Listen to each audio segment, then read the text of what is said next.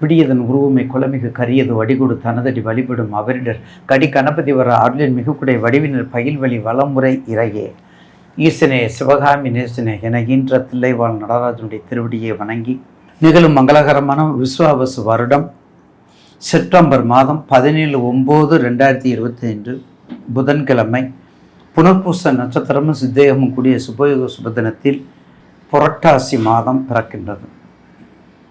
புரட்டாசி மாதம் தமிழ் மாதங்களில் நமக்கு மிகவும் ஒரு அற்புதமான மாதம்.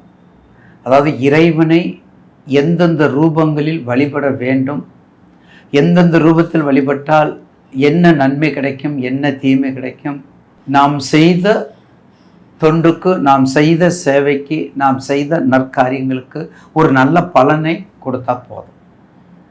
தீய பலனை குறைத்து நற்பலனை கூடுதலாக கொடுக்கக்கூடிய மாதம் இந்த புரட்டாசி மாதம். அதற்கிடையில் முக்கியமாக புரட்டாசி 5ஆம் நாள் 21/9 புரட்டாசி 5ஆம் நாள் ஞாயிற்றுக்கிழமை சர்வ மகாலய அமாவாசை.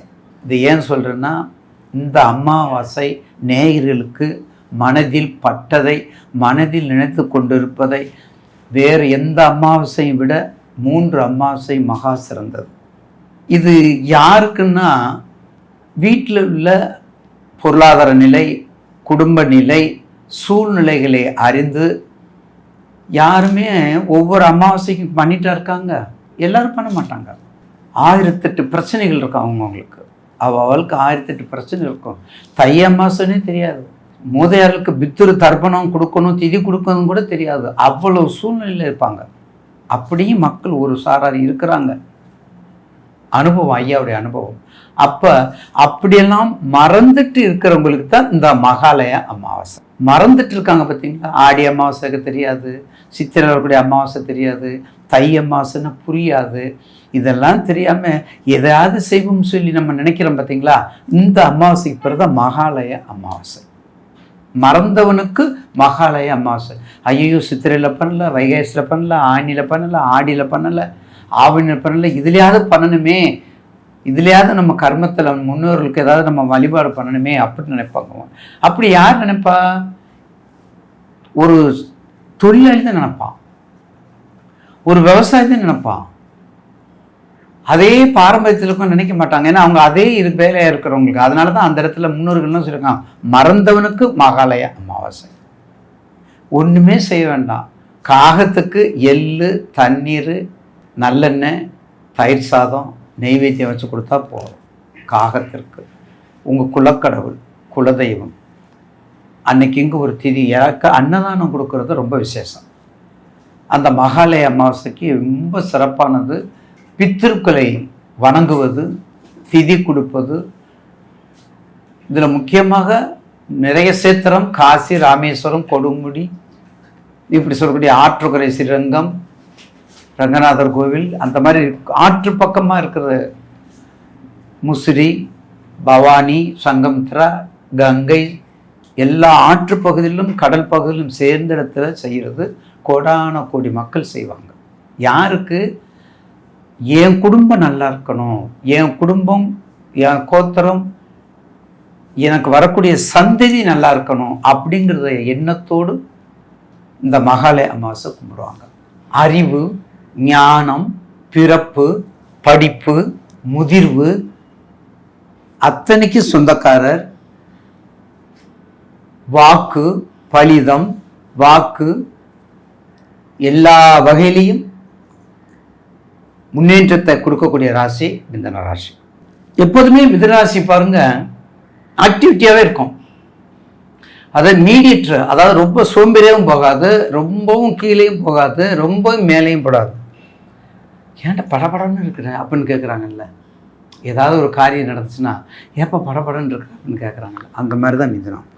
அப்போ இந்த புரட்டாசி மாதத்தில், இந்த புரட்டாசி மாதம் பிரகாரம் உங்கள் ராசிக்கு 8-10 அது வரையும் கொஞ்சம் கவனமாக இருங்க. 8-10 என்ன, கிட்டத்தட்ட அடுத்த வரக்கூடிய அக்டோபர் மாதம் வரையும். அப்போ 8-10 வரைக்கும் குரு 8-10 18-10 ஒரு 10 நாள் குரு அதிசாரம் வர்றாரு. அது வரையும் கவனமாக இருங்க. அதிசாரம் அந்த குரு 8-10 வரையும் ஏன்னா உங்களுடைய வீட்டில் குரு இருக்கார். இப்போ உங்கள் வீட்டுக்கு 2க்கு வர்றாரு குரு. முதல்ல ரிஷபத்துக்கு 2ல் வந்தார், இப்போ மிதுனத்துக்கு 2க்கு வந்துடுறாருங்க. அதான் முக்கியம். மிதுன ராசிக்கு 2ஆம் இடத்துக்கு வந்துடுறாரு. அப்போ 2ஆம் இடம் எப்படி இருக்காரு, அதுதான் அதை விட முக்கியம். 2ஆம் இடம் எப்படி இருக்காருன்னா அதை விட முக்கியம். அப்போ 2ஆம் இடம் எப்படி இருக்காரு, உச்சம் பெற்ற குருவாக இருக்கிறார், ஓங்கி உலகளந்த உத்தமனாக இருக்கின்றார், தத்துவ புருஷனாக இருக்கின்றார். யாரு, தத்துவமசி குரு அங்கே உச்சம் பெற்றிருக்காரு. கடகத்தில் குரு உச்சம் பெற்றிருக்காரு. அப்போ மிதுன ராசிக்கு 2ல் இருக்காரு. அப்போ நோட் பண்ணிக்கோங்க, 8-10 18-10 10 நாளைக்குள்ள ப்ரொமோஷன், குழந்தை பாக்கியம், கன்சீவ் ஆகக்கூடியது, குழந்தைய கொடுக்கக்கூடியது, தொழில் மேம்படுத்தல், தொழில் உறுதி செய்தல், அப்பாயின்மெண்ட் வாங்குறது, எது ஏமாற்றப்பட்டது எல்லாமே ஆன்சர் கிடைக்கும். எல்லாமே நல்ல விடையாக கிடைக்கும். அதுதான் முக்கியம். எல்லாமே நல்ல விடையாக கிடைக்கும், நல்ல ஆன்சராக கிடைக்கும். அப்போ அந்த ஆன்சர் இருந்தால் தான் மென்மேலும் உயர முடியும். அப்படிப்பட்ட மிதுனராசி நேயர்களுக்கு நிச்சயமாக குரு 2, அடுத்த ராசி 9, 7 8 9 இருக்கார், பரவாயில்ல. ராகு 9ல் இருக்கார் புரட்டாசி மாதத்தில்.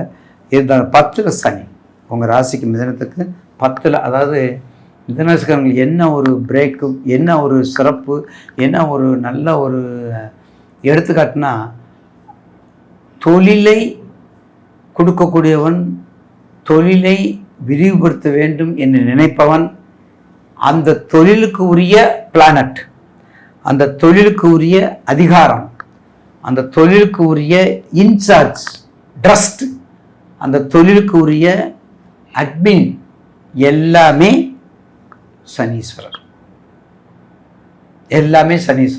அப்போ ஏற்கனவே பலமுறை சொல்லியிருக்காங்க, எல்லாருமே 10ல் ஒரு பாவியாவது இருக்குன்னு சொல்லுவாங்க. அவர் பாவி தான். ஆனால் உங்கள் லக்கணத்துக்கு மிதுனத்துக்கு ராசிக்கு பாவி கிடையாது. அவர் நம்புங்க, மிதுனத்துக்கு பாவி கிடையாது. எனவே தயவு செய்து மிதுனராசி நேயர்களுக்கு படிப்பு, தொழில், எழுத்து, ரைட் சகோதரர்கள், பேக்கு, ஸ்டூடெண்ட்டுக்கு பேக் கொடுக்குறது, அதே மாதிரி பென்சில், ரப்பர், ஸ்கேல் கொடுக்குறது, இந்த மாதிரிலாம் படிப்பு சம்மந்தப்பட்டது, நூலகங்கள் சம்மந்தப்பட்டது, அறிவு சம்மந்தப்பட்டது, ஆற்றல் சம்மந்தப்பட்டது, இப்படிலாம் கொடுத்து வந்தால் கண்டிப்பாக அவங்க ஜெயிக்க முடியும். அவங்க மிதுனராசிக்காரவங்களுக்கு கண்டிப்பாக ஜெயிக்க முடியும். ஏன்னா சடார்னு எடுத்துக்கிறாங்க. மிதுனராசி எல்லாத்தையுமே சடார்னு எடுத்துக்கிறோம். லேட் பண்ணாது. லேட் பிக்கப், ஃபைன் பிக்கப் அப்படிங்கிறோம்ல, இது லேட் பிக்கப், ஃபைன் பிக்கப். எள்ளுங்காட்டி எண்ணெய் வந்து நிற்கும் அப்படின்னு ஒரு பழமொழி கிராமத்தில் சொல்லுவோம். ஏன்னா இப்போத்தான் பேசிக்கிட்டு வந்து நிற்கிற அப்படின்னு சொல்ல முடியுங்களா, அதே மாதிரி. எனவே தயவுசெய்து ரிஷபராசி நேயர்கள் இந்த மாதத்தை கண்டிப்பாக உங்கள் மிதுனம் கண்டிப்பாக உங்களுக்கு அதிசாரத்தில் நீங்கள் எதை வேணாலும் பண்ணிக்கலாம். மிதுனராசி நேயர்களுக்கு அதிசாரத்தில் 8-10 18-10 ஒரு நல்ல காரியங்கள், ஒரு தொழில் முன்னேற்றங்கள், ஒரு ப்ரொமோஷன் கிடைக்கிறதுக்கு, வெளிநாடு போகிறதுக்கு, முழுக்க வெளிநாடு போகிறதுக்கு முயற்சி பண்ணுங்கள். 18-10 போகிறதுக்கான வாய்ப்பு நிறைய உண்டு. அடுத்தது மிதுனத்தில் குரு இருக்கிறாங்க. அப்போது 8ஆம் தேதி வரையும் அங்கே தான் இருப்பாங்க. அப்போ 8ஆம் தேதினா கிட்டத்தட்ட புரட்டாசி மாதம் அவங்களுக்கு உரிய குரு கண்டிப்பாக உங்களுடைய ராசி மிதுன ராசி அவங்க வீட்டில் இருக்கிறதுனால கண்டிப்பாக குரு வழிபாடு நல்லா பண்ணணும். சத்துரு சம்கார பூஜை, இறை வழிபாடு, சத்துரு சம்கார பூஜை, குறிப்பாக முருகனை கும்பிடுங்க. முருகனை கும்பிடுங்க, சக்கரத்தாளர் கும்பிடுங்க. அந்த மாதிரி கடுமையான தெய்வங்களை கும்பிடும் பொழுது அந்த சாந்த நிலை உருவாகி நம்மளுடைய போராட்டங்களில் தடையை நீக்கும். போராட்டத்தை நீக்காது, போராட்டம் வந்துட்டு தான் இருக்கும். ஆனால் என்ன நீக்கும்? பெரிய பெரிய தடைகளை நீக்கும். அந்த பெரிய பெரிய தடைகளை நீக்கும்போது உங்களுக்கு சக்ஸஸ் கொடுக்கும், ஒரு நம்பிக்கையை கொடுக்கும். யாருக்கு? மிதுன ராசி நேயர்களுக்கு. எனவே தயவுசெய்து எவ்வளவுக்கு எவ்வளவு டீப்பாக நீங்கள் ப்ரொமோஷனில் பார்க்குறீங்க, எழுதி கொடுங்க. இல்லை சார் நான் எழுதி கொடு, ஐயா என்ன எழுதியே கொடுக்கல அப்படின்னு நான் பொறுப்பு இல்லை. ரொட்டீனாக நீங்கள் செய்ய வேண்டிய வேலையை செஞ்சுக்கிட்டே வந்தால் ஆட்டோமேட்டிக் வந்துடும். வாழ்த்துக்கள்.